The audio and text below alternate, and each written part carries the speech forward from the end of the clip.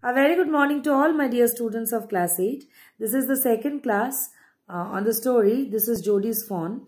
And in the previous class, I have given you the explanation.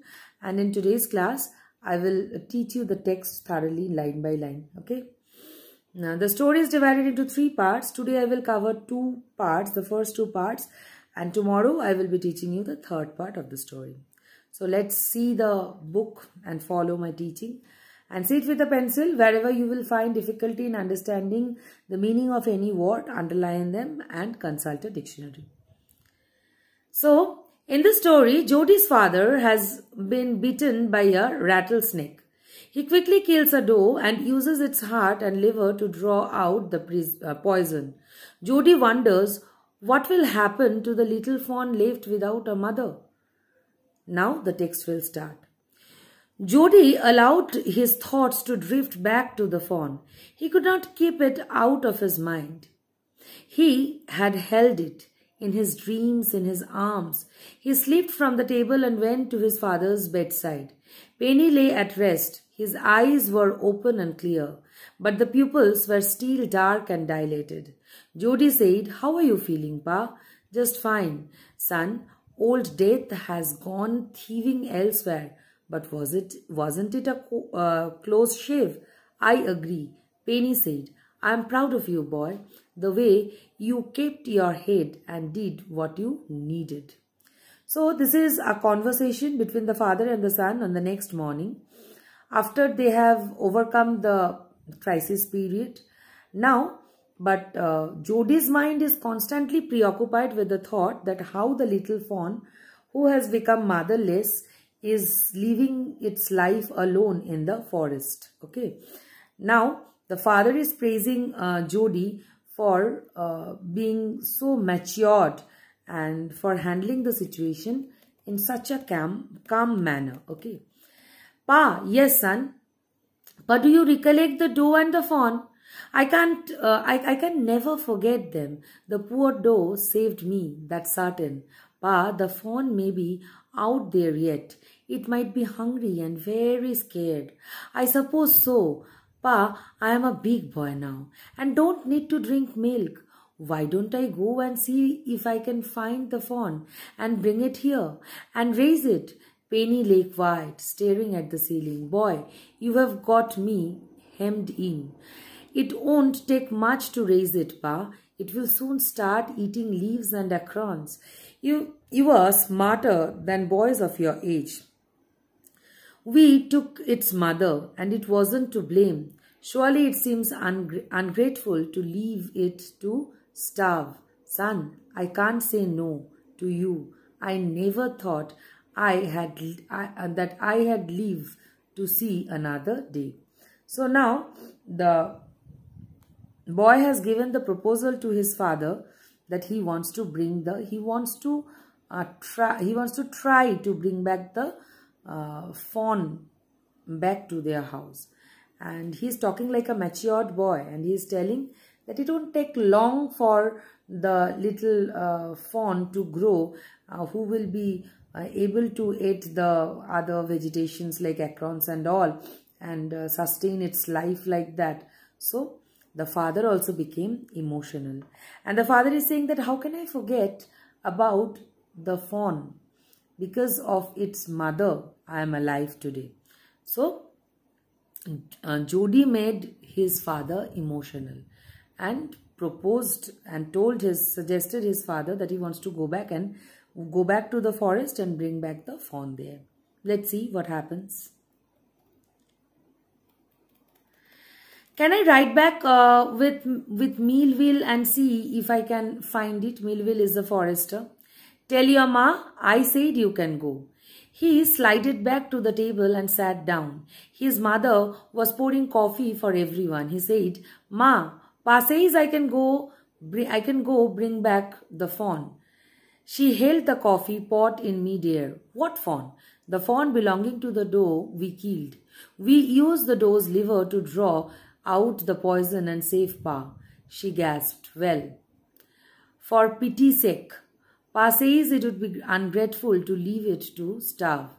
Doc Wilson said, "That's right, ma'am. Nothing in the world comes quite free. The boy is right and his daddy is right." Melville said, "He can ride back with me and I will help him find it." She set down the pot hopelessly. "Well, if you will give it your milk, we have got nothing else to feed it." Now the mother cracks a joke that if you are ready to give your share of milk to the fawn, then we will bring it. So the mother also gives permission to Jody. Okay. Melville said, "Come on, boy. We have got to get riding." Ma Baxter asked anxiously, "You will not be gone long." So the mother is anxious. Jody's mother is anxious. Jody's mother wants Jody to return fast because return soon because previous day only one rattlesnake has bitten Jody's father. So it's the mother's mind who always wants to save the child from any hazard, any danger in their lives. Jody said, "I will be back before dinner for sure." Melville mounted his horse and pulled Jody up behind him. He said to Melville, "Do you think the fawn is still there? Will you help me find him? We will find him if he is alive." "How you know it's a he?" So constantly Jody is mentioning about the fawn as he. Now the forester Mill is telling that, "How do you know it's he?" Now Jody is telling, "The spots were all in a line. On a doe fawn passes, the spots are every which way." So if the spots are on every way of the body of a fawn, so it's a male baby. Okay. So Jody is sure about it. Now I will come to the next part of the story. Before that, in the NCERT book, there are some comprehensive questions from the first part. So I'm just reading out the question. You just see them. What had happened to Jody's father? How did the Joe save Penny's life? Why does Jody want to bring the fawn home? And how does Jody know that the fawn is a male? So these are all textual questions. Okay. While giving you the questions, I will give you some more questions also. You just see these questions that are there inside the book. Next, part 2. Jody gave himself over to thoughts of the fawn. They passed the abandoned clearing. He said, "Cut to the north, Melville. It was up here that Pa got bitten by the snake and killed the doe, and I saw the fawn." Suddenly, Jody was unwilling to have Melville with him. If the fawn was dead and could not be found, he could not have his disappointment seen. If the fawn was there, the meeting would be so lovely and so secret that he could not endure to share it. So now they have reached the point where the rattlesnake has bitten his father. Now Jody wants to meet the baby fawn secretively. The first reason, maybe the baby fawn is no longer alive. Maybe it is dead. Okay, so if it is so, then Jody's disappointment, Jody does not want to show it to Melville. And secondly, if it is alive and if he is getting the chance to meet him, okay, then that secret moment also is so precious to Jody that Jody does not want to share it with Melville. He said, "It's not far now, but the scrub is very thick for a horse. I can make it on foot. But I am afraid to leave you, boy. Suppose you got lost and got bitten by the snake too. I will take care. It might take me a long time to find the fawn. If he is wandered, leave me off right here." "All right, but you take it easy now. You know, north here and east." Now Melville is not ready to leave the boy there alone. The boy has resolved to go there alone. Now Melville is showing that which direction is what. He is afraid he's scared that if the boy is lost, then how will he get back to his house? So Melville is showing the direction that which way is north, which way is south and all. And now Jody goes alone. "I will take care. It might take me a long time to find the fawn. If he has wandered, leave me off right here." All right, but you take it easy now. You know north here and east. So there and there. That's all Pine makes a bearing. So long, Melville, I'm obliged. He waited for the sound of the hoofs to end, then cut to the right. The scrub was still. Only his own cracking of twigs sounds across the silence. Across the silence, he wondered for an instant if he had mistaken the direction. So now, Jody is walking in the forest, and only he is just beating the things, the shrubs and all. Only Jody's in walking, that the sound of Jody's walking is heard. No other sound was audible in the forest.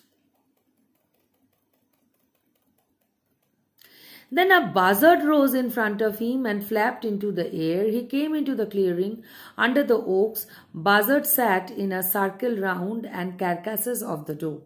So carcasses means, you know, the dead bodies. So buzzard is a big bird which lives on the flesh of dead animals. So after going for a while, Jody saw a buzzard is taking the flesh of the doe. He came into the clearing under the oaks, and buzzard sat in a circle round carcasses of the doe. They turned their heads on their long scrawny necks and hissed at him. He threw his bow at them, and they flew into an adjacent tree. So, feeling the presence of Jody, the buzzards flew to a nearby tree. Okay, so the view that a big bird is eating the carcasses is very scary for a little boy. But Jody is resolved to find out the baby fawn. Okay. They turned their heads on the long scrawny necks and hissed at him. They threw his bow at them, and they flew into an adjacent tree. The sand showed large cat prints, but the big cats killed fresh, and they had left the doe to the certain birds. He parted the grass at the place where he had seen the fawn. It did not seem possible that it was only yesterday. The fawn was not there. He circled the clearing. There was no sound, no sign. The buzzards clacked their wings, impatient to return to their business. He returned to the spot where the fawn had emerged and dropped on all fours, studying the sand for all the small hoof prints. The night rain had washed away all the tracks except those of cat and buzzard. So it's a scary situation, scary moment. So the buzzards are busy flapping their wings. They want to come back and mind their own business, that is eating the flesh of the carcasses of the dead animals. But Jody is resolved to find the fawn. Doesn't matter how scary the situation is, Jody will find the fawn back. And finally, he returned to the spot where the fawn had emerged and dropped on all fours, studying the sands for the small hoof prints. The night's rain had washed away all tracks except those cat and buzzards. So this is where the second, with this scary note of this scary atmosphere of the forest, the second part is ended. So students, this is where the second part ends. From tomorrow, we will start from where we have ended, that is the part 3. From this part, there are 2 questions given. I'm just reading them out. You also follow them. Jody didn't want Melville with him for 2 reasons. What were they? What were they, students? Firstly, he does not want to show his disappointment if the fawn is dead. Jody is reluctant, unwilling to show his disappointment. That is the first reason. And the next reason is, if he gets the fawn back, the secret meet between the fawn and the boy, Jody, is so precious for Jody that Jody does not want to make it public. He wants to keep it secret. Why was Millville afraid to leave Jody alone? So why was Millville afraid to leave Jody alone? Because Jody was a little boy. Millville wanted to accompany Jody so that Jody is safe. So that is the reason. Okay. So here I end today's class. Tomorrow I will teach you the third part. Okay. Bye for today. Have a good day.